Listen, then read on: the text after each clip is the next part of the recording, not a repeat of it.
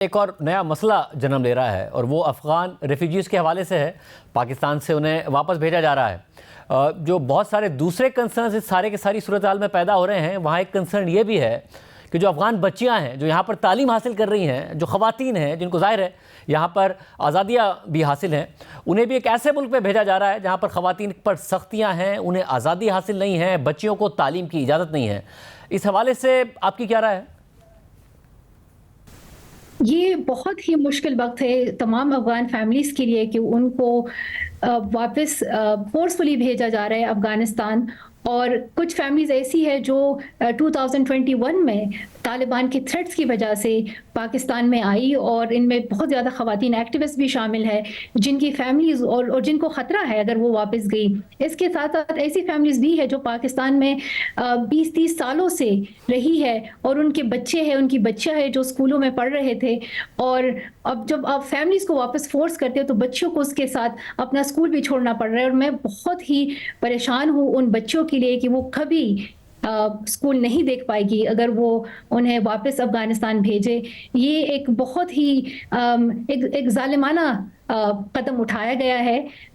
یہ ہمارے انسانی اقدار، ہمارے کلچر، ہمارے مذہب سب کے خلاف ہے. ہمارے دین میں بھی ہمیں یہی پڑھایا جاتا ہے کہ اگر کوئی بندہ مشکل وقت میں ہے تو آپ ان کی مدد کرتے ہیں، آپ اپنے ہمیشہ دروازہ کھلے رکھتے ہیں. ہم نے انصار مدینہ کے بارے میں پڑھا ہے، ہمیں تو یہی سکھایا گیا ہے کہ آپ ہمیشہ اچھا سلوک کرے. اور آپ اور اس کے ساتھ ساتھ انٹرنیشنل لا بھی ہے، اس پہ you have to abide by that as well.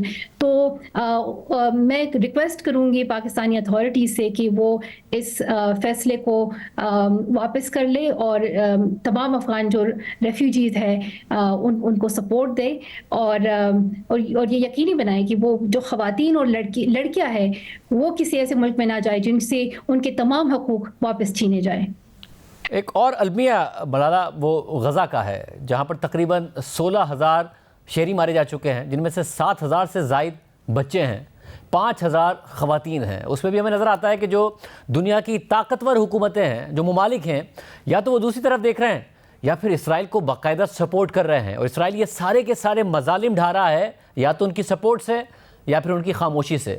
آپ کا کیا پیغام ہوگا اس حوالے سے؟ میں پچھلے ایک مہینے سے اس پر بات کر رہی ہوں اور میرا یہی ایک پیغام ہے کہ امیجیٹ سیز فائر ہونی چاہیے. جو عوام ہے، جو معصوم لوگ ہیں، ان کو ٹارگٹ کرنا آپ کسی بھی حوالے سے جسٹیفائی نہیں کر سکتے. اس کی کوئی ایکسپلینیشن نہیں ہے. اور اتنے بچے مارے گئے ہیں، اتنے بچے اور فیملیز بے گھر ہو گئی ہے. اور مجھے تو بہت ہی پریشانی ہے اس بات سے کہ اتنا وہ پریشر نہیں آ رہا ابھی تک کہ وہ اس فیصلے سے واپس ہو جائے. اور اس کے ساتھ ساتھ میں یہ بھی گزارش کرتی ہوں تمام لوگوں سے کہ وہ اپنے کنٹری لیڈرز پر پریشر ڈالے کہ وہ UN اور یا دوسری پلیٹ فارم کے تھرو ایک گلوبل پریشر لے آئے تاکہ امیجیٹ سیز فائر ہو اور لانگ ٹرم میں بھی اس مسئلے کا حل نکالا جائے. اور میں خاص طور پر بچوں کا سوچتی ہوں جب ایسے حالات ہوتے ہیں. اور بچے جو ہے ان کا کوئی قصور نہیں ہوتا، چاہے وہ اسرائیل کے بچے ہیں، چاہے وہ غزہ کے بچے یا فلسطین کے بچے ہیں، ان کا کوئی قصور نہیں ہے. اور آپ بچوں کو کبھی نہیں ٹارگٹ کر سکتے، آپ معصوم لوگوں کو کبھی نہیں ٹارگٹ کر سکتے. یہ وار کرائم میں کاؤنٹ ہوتا ہے. یہ وائلیشنز ہے سارے انٹرنیشنل لا کے، اور جو بھی ان لاز اور قوانین کو وائلیٹ کرتا ہے آپ کو ان کو اکاؤنٹیبل ٹھہرانا ہوتا ہے. تو اکاؤنٹیبلٹی اس میں ضروری ہے. اور چاہے وہ جو بھی ملک ہو، دنیا کا جو بھی ملک ہو، اگر وہ کوئی بھی ان وار کرائمز میں انوالو ہو، ان کی اکاؤنٹیبلٹی اور ان سے سوال پوچھنا بہت ضروری ہے. اور آپ دنیا کی حکومتوں سے یہ مطالبہ کر رہی ہیں کہ جو انٹرنیشنل قوانین ہیں ان کی پاسداری کرائی جائے، بچوں کو، عورتوں کو، شہریوں کو محفوظ رکھا جائے، اور یہ جو جنگ ہے اس میں سیز فائر کیا جائے. بالکل، یہ بہت ضروری ہے. اور ہم سب امن کے طلبگار ہیں، چاہے وہ غزہ میں ہو، ویسٹ بینک میں ہو، فلسطین میں ہو، چاہے وہ افغانستان میں ہو، چاہے وہ سوڈان میں ہو، چاہے وہ پاکستان میں ہو. امن بہت ضروری ہے، برابری بہت ضروری ہے.